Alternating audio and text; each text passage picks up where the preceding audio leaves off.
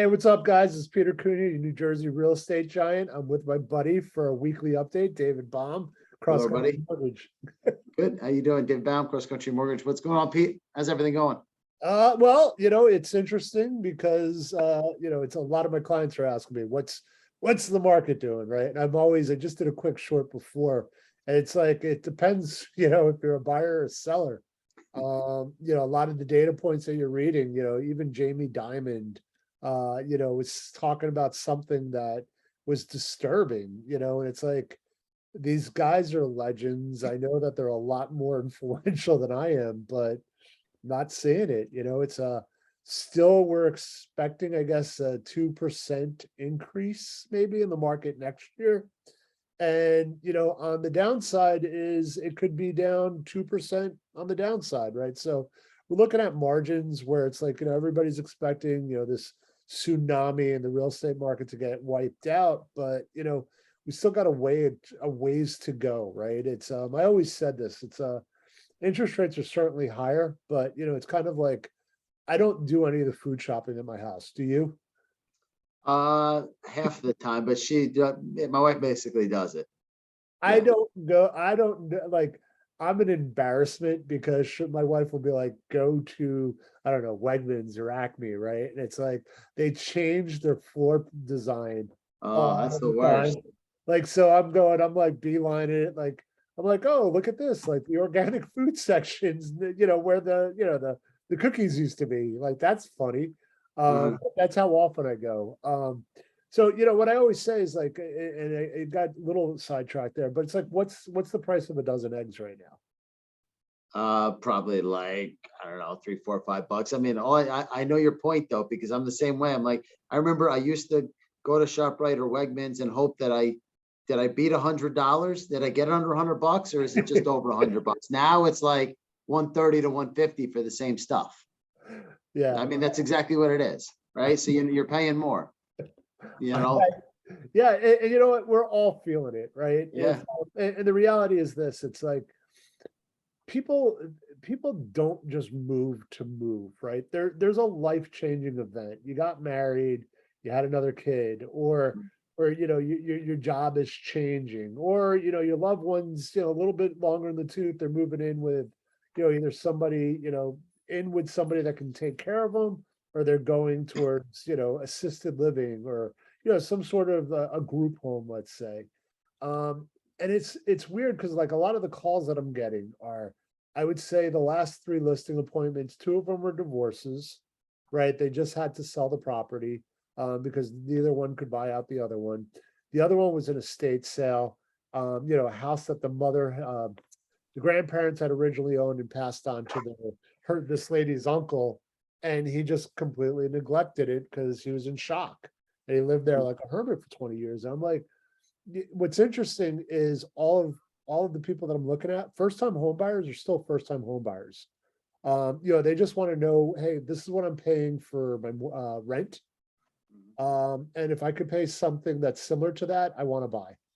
Right. And like that's why we're so focused on first time home buyer seminars right now. It's kind of like crazy because how could you buy the market, like interest rates are like, let's say 7%, right? Getting closer to 8, let's say. It's still such a sound investment compared to paying rent where you're not making any money on it, right? And even if the market turns down, we know historically within 5 years the market bounces back. Even during the housing bubble, right? If you bought at the peak, your house was worth more 5 years after that. So it's the things that I'm kind of studying right now, especially we had a really successful open house. We had over 30 people come by the property in 2 hours. And it's like we had multiple offers. This is where I get excited about this because it's like this is where I earn my keep, right? Before it was easy, anybody could put a sign out in the front lawn. It was like they'll tell you whatever you want to hear, and it's like now truth is reality, not the other way around, right? It's a normalized market. You're gonna have to negotiate, right? It's I had somebody that said, hey, I want to make an offer on this house, but I know that they had termites, and I want that to be, one of these, rescinds in the offer if they find out that the termite damage is bigger than what was disclosed. And I'm like, all right, seems reasonable to me, right? Like, a house can certainly be treated for termites. God knows, like, how many houses have you dealt with that had termites? Oh, I mean, a lot of people, it just comes up. I mean, Right. there's a lot of termites out there. Yeah, we live in There's Monmouth County. We live in the woods. there's trillions upon trillions, in the ground, and they, find their tunnels, and they like wood. Yeah, and Dave, it's like, yeah, I was talking to somebody that we closed, they're looking for an investment property. We won't mention their names, but Yeah. they just closed on a house about a year ago. And I was like, what interest rate did you get? And I think it was like less than 3.25. I think, yeah, he was in like 3.25 on that one. Yeah. And the crazy part is, like, they're just, the timing was right. And I remember specifically, they could have been under 3 had they had better credit score. And it's Mhm. like, at the time, it was like the greatest thing ever. And that was mostly because, guess what? They weren't paying rent anymore.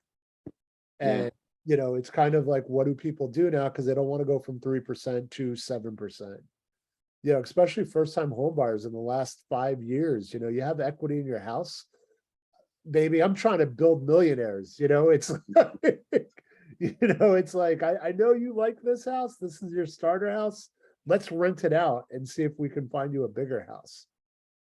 That Yeah, accommodates. yeah. I mean, those people that think in that plan, maybe every 3 years they want to upsize or do Right. something different, and then they rent out and have another, and then they have a little portfolio, Yes. right?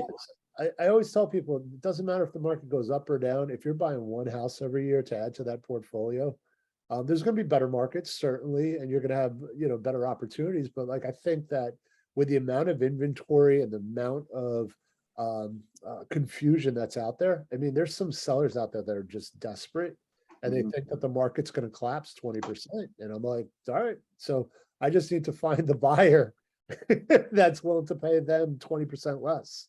Yeah, I mean, yeah, make an offer somehow, right? I mean, there could be multiple offers and there may not be. So what are you seeing? Are you seeing any inflection points in the market? So the biggest one that we're seeing right now, that's an absolute awesome question. It's showing requests. Like, if you go by Showing Time, which is kind of the software that we use to set up appointments, that's down about 12% right now. Okay. So we're kind of like, the seesaw is definitely teetered, because now you're seeing, like, especially nationally, it's inventory's up 25%. And somebody sent me a TikTok video where some guy was like, worst markets right now that are down like 30%. And I'm like, San Jose, Boise, Idaho, Las Vegas, Nevada. I'm like, all right, so what's your point? Like, where's his market, right? Because you can't be in all 3 of those. And yeah, we're seeing that days on market are getting a little bit longer, but that again comes to, how do you want to best market and strategize to sell your house, right? Like, do you want to price it 5% under, knowing that you're going to get multiple offers and then you get to pick the best offer? Or do you want to go like 5 to 10% above and hope that, that's my favorite, I can't believe we're not even getting a lowball offer. And then you get a lowball offer, and then, you're like, tell them to, take that piece of paper and that offer, go scratch. And I'm like, it's marketing is so, and you can't be chasing this market either. Like, Right. that's the other thing. Nobody wants to see a house that's 10,000, 10,000, 20,000. And it's like, like, just let's get right to where we need to be. If it's a 50,000, I saw a house 1.3, they just lowered the price by 76,000, right? And my buyer's interested, but he still thinks the price is too high. So we'll see what happens. And that's what, that's what I mean about, the inflection point, that's what I'm seeing. And I think it's healthy. So Yeah, I mean, we're still seeing, activity, obviously on the financing side. People are still getting pre-approved. Obviously their purchase power may be, down a little bit, with rates up, but it's still very healthy. right.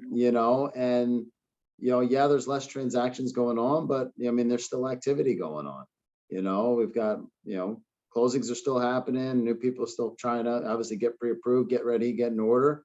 Right. A lot of first-time home buyers are, they're just really doing those initial consultations and understanding everything, right? And it's important, especially on that, get a good consultation, make sure you understand what everything is at, whether you're ready to buy now or even in 3 to 6 months, Right. get prepared, be ready, that kind of a thing. Sometimes some people need to clean a few things up potentially. So, we're always helpful, and to have an opportunity to, to speak with any buyer from that perspective.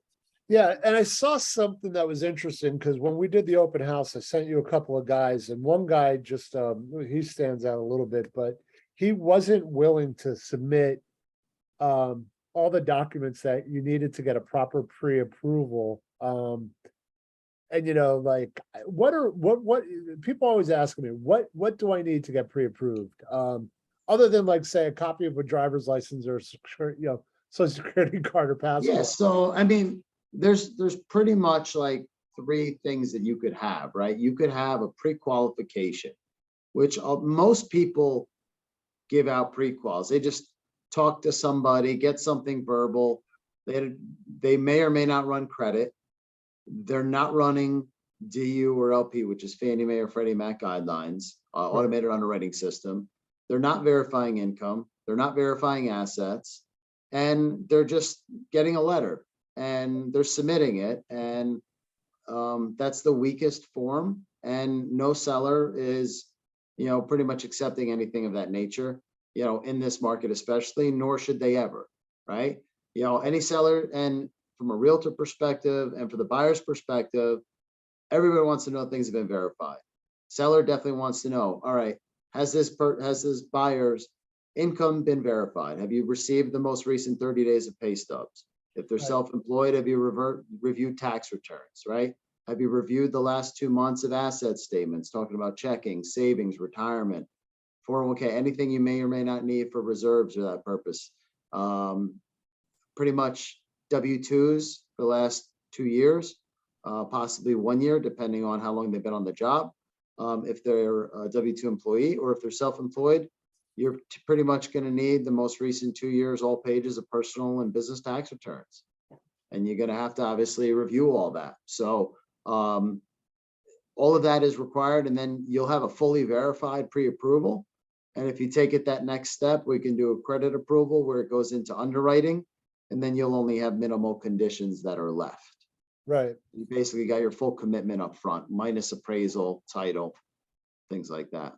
Right. And that's the interesting part because it's like, it's I know everybody feels that there's tons of more inventory. I can't tell you how many buyers are out there looking every day. They get the list that I send them every day, and they're being picky. They want what they want. Like if I miss the boat on 3% interest rates, yeah, I'm gonna get the house that I want. So it's Better have the pool, better have the fireplace, better have the office, yeah, like I didn't like the crack on the kitchen floor. Like, really? Okay, like all right, let's keep moving on. My favorite was this family, they had 3 boys, grown kids too, like they were beasts. They're like sort of kids that are eventually going to eat like 20 hamburgers and like lose weight. And it's like, yeah, there's not enough storage room in this front coat closet to store all their stuff in. I'm like, all right, didn't realize we couldn't make that bigger, but like I get it. It's like, but it's you try to check off as many boxes as possible, and I love doing these things. I was telling you before we started recording, it's like I feel like we need to do them every 2 days because that's how volatile, or at least that's what the headlines make you think. Yeah. So I mean, that's the news is, it wants to capture attention, and sometimes, too much news is not good news, yeah, like Gary Gnu, right? So Dave, what do you got planned for this week? What are you seeing? Any economic data that we should be kind of on the lookout for? I just right now, I mean, that 10-year treasury is a little scary right now. I mean, it's people are very cautiously awaiting what's going to happen. Right. 10-year treasury it's sitting over 4 right now. Okay. Really need this thing to close below 4 and stay below 4, because if it goes above 4, there's a big room of support, that there's not really a floor of support, that it could just keep, dropping, meaning, or shall I say, going up, which could spike rates even further. So we got to be really careful and cautious, and just keep our clients abreast of the situation, and, lock to protect right now. And, listen, if markets get better and people lock, we do have a float down policy that we can renegotiate potentially within 2 weeks of closing. So we've got options, in that area. But right now, you got to take every situation, at hand, and it's case by case. Of everybody's different, people are still looking at, adjustable rate mortgages, in this perspective. People are looking at those buy downs, and they're looking at all different options still. They're just trying to, get anything they can that they feel is less than what the going rate is right now. Right. And I feel like that's just the creativity that's involved with a lot of these offers. It's it's not necessarily dropping the price. It's, can we buy down some points for the I just buyer? had one. They did, the seller contributed 2 points to allow the borrower to use that towards his, discount points to get a lower rate. Right. What did that, just percentage wise, I don't need to know the actual dollar amount, but 2%. 2%. So basically, it was like a 2% seller concession. Okay. So rather than dropping the price by, say, 5%, he just said, hey, listen, house is going to appraise. We're not concerned about that, but it's this is what we're willing to do. Yeah, actually, the 2% seller concession, in all honesty, it's more than 2 discount points, because the seller concession is on the sale price, right? Right. The discount points are on the loan amount. So Okay. if someone was putting 25% down, and let's just say it was a $250,000 mortgage, right, on a $300,000 purchase, or whatever it was. Okay. So So he it's might be getting $6,000 back, but it's only costing him $5,000 in points, and he's got an extra $1,000 towards closing costs. perfect. So you're saying the same thing I'm doing. Where it's like, hey, if you're interested, I know that the price might seem a little high, but let's keep the price where it's at and see if the seller is willing to do something. And it depends. It always depends, right? Like, are you a buyer? Are you a seller? It's financially, are you able to do that? It's kind of, if you have multiple offers, then why? You don't really have to do that. It's just who's most qualified. But it's a confusing market, and that's why I love doing these things with you, because I walk away and I'm like, all right, if I didn't know what interest rates were this morning, I know now. And we talk every day, so I appreciate you being on these weekly calls, these market updates. So, Dave, unless you got something else to say, let me know. No, go Yanks. Go Yanks tonight, right? What Yep. time? I think it's 7, I believe. Last night they got rained out, and we'll see. But yeah, hopefully we have a good game 5. I won't be watching the game, but I'll be rooting for him in spirit. Like, it's weird because we're still in renovation mode, so we don't even have a TV hung up. Oh So, yeah, like, just look on the internet. It's a ESPN baseball. fun game. All right. It's a long game. Who's pitching? I Not didn't the even ball. look, in all honesty. I think that there was a change from yesterday. So alert to lock, Colin. All right. Let me take Get out. this and listen. All right, later, buddy. Thanks See for ya. doing this. Talk to you later. Take care. Bye.